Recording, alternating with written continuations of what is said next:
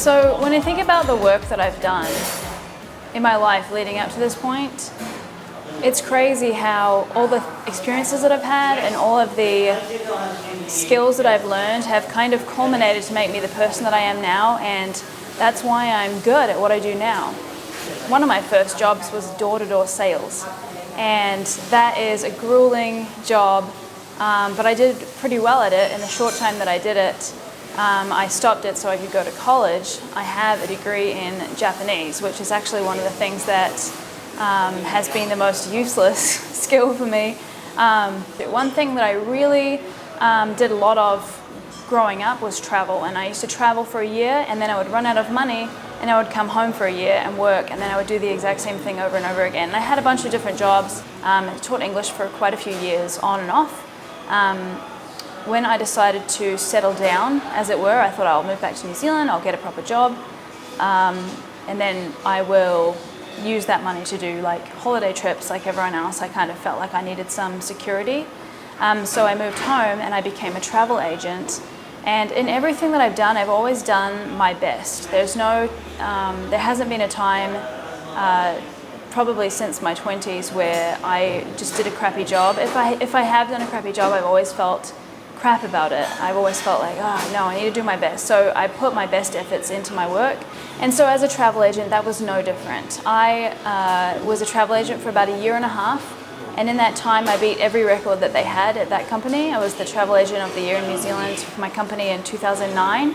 And the thing that I loved about working there was not any part of working there, it was that I got to beat those records. And so what I was figuring out over the last probably 10 years of my life is that I like to see how much I can achieve. You know, like, is there a record? I'll try to beat it. Is there something that I can try to improve on? I'll try to improve on it. And so being a travel agent wasn't any of the glamorous stuff that I expected that it was going to be. It was literally just a lot of paperwork and a lot of details, and I'm not good at either of those things, but I did want to win. And so I won. And right after I won, I completely lost interest in the job, and I was completely useless at it, and I couldn't be bothered doing it, so I left. I wanted to start my own business because I knew that I had made other people a lot of money, and I wanted to make myself a lot of money. So I didn't know anything about running a business whatsoever, but I started it anyway without knowing what I was doing, and my first business was a huge failure. I started another business. I started an SEO company with some friends of mine, and that was an enormous learning curve and also a failure. But it was where I learned about websites, and I learned about SEO, and I learned about, actually that is where I started listening to podcasts and read the 4-Hour Workweek, which was the beginning of my obsession with digital nomadism. I decided after I left that company that I was going to leave New Zealand and go and seek my fortune in Thailand, in Chiang Mai to be specific, the mecca of digital nomads. Without any real idea what I was doing, I decided I would freelance, and I feel like this is so many digital nomads' dream, right? You fly somewhere and then you freelance and it's going to be great. But in practice, I couldn't find any clients, and by I couldn't find any clients, I mean that I was lazy and I had expected that clients would just come to me and that I would be able to do a great job of helping them. Now, I am not cut out as a freelancer. I'm just not. It's not my thing. You need to know details, you need to be good, get it going and getting clients. I just am not good at that stuff. And so it took me a really long time to realize that. I actually spent probably close to 2 years freelancing in Thailand and Australia, sleeping on friends' couches. I was poor the whole time, and I had no idea what I was really trying to do or how I was going to do it. So that was a huge fail as well. So I spent 2 years just failing. I don't want to dwell too much on failures, but they really just reached a point. They culminated in me being broke and depressed, and I had just been broken up with. And I was in Siem Reap in Cambodia with absolutely nothing. And it was my rock bottom. I stayed in a Cambodian village for a week because I literally didn't have anything. I had a little bit of money coming through from PayPal, so I was waiting for that to come through, and I was staying with some friends in this village with like mud huts, and I would take the cows out to the field in the morning with the dad of the family that I was staying with, and I would help, chop the vegetables and cut the vegetables from the pond that we were eating for dinner. Like, it was a really incredible experience, but it wasn't, because of where I was at in life, it wasn't, at the time I wouldn't have described it as good.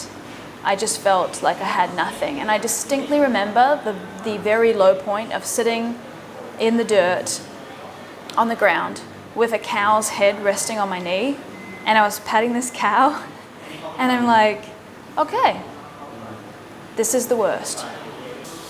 All I could think of was, I have nowhere to go right now but up.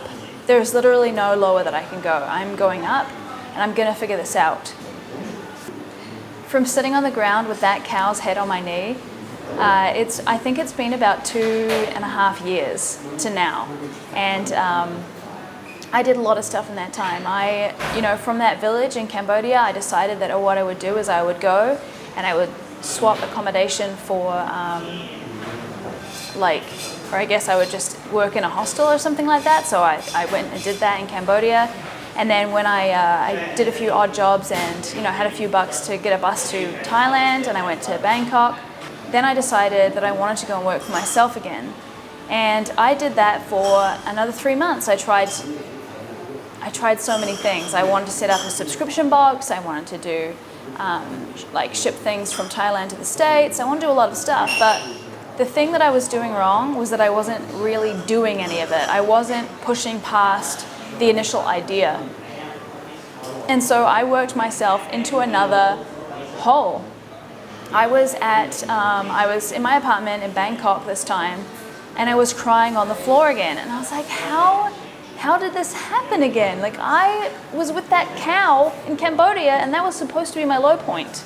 How has this happened again? Like, I was up, I had money, and I had failed again. And so I was crying on the floor of this Thai apartment in Chongnonsi, and I just couldn't figure it out. I couldn't figure out what I was doing wrong. And so one thing that I was doing at that time was I was reading Dan Norris's book, 7-Day Startup. And because I was lazy, I thought, well, look, 7 days. I can do anything for 7 days. I should just do it. And I think that that book was the thing that helped me to be decisive.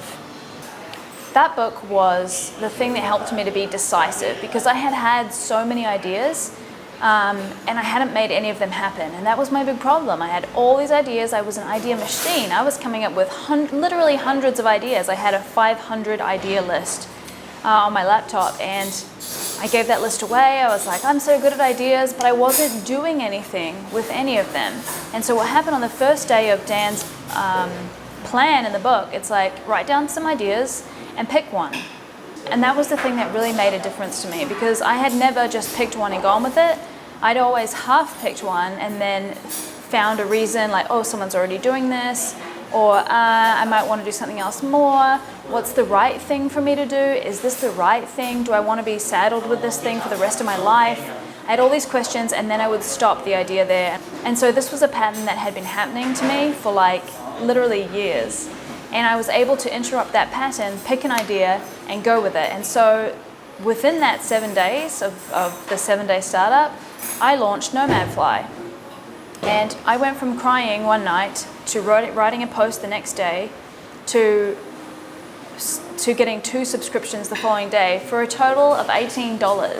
No one has ever been happier to see $18 than me on that day when I didn't know how I was going to pay rent the next month. I have a screenshot somewhere of 42 cents in my bank account on that day, and the $18 arriving in my account, my first $18. And from there, I was able to realize that it is not all the ideas that you have. It is not all of the plans that you have, or all the skills that you have even. It's implementation, it's execution, and it's pushing through all those doubts and fears that are in your mind and all your patterns that you're used to and doing something different. And so from that day with 42 cents and my first $18, I have gone within, I think it's about 14 months now, and I'm a 6-figure digital nomad.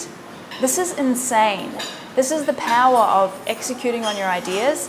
And so I was able to do that, and I know that other people can do that. And I think that digital nomads have this, there's kind of a stigma that everyone's just like bums by the beach earning $300 a month so they can get by.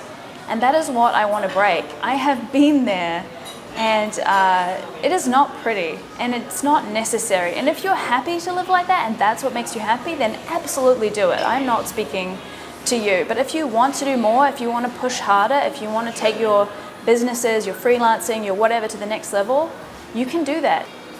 I think people get into a survival mode. You know, I need $600 this month to pay rent, and then I can afford some food, and that's fine. Like in Bangkok, I earned $600 one month because that's how much I needed. And magically, I was able to earn that much. Now, if you just change the way that you think about money, you're suddenly earning way more than you need to survive, and you're able to like enjoy your life.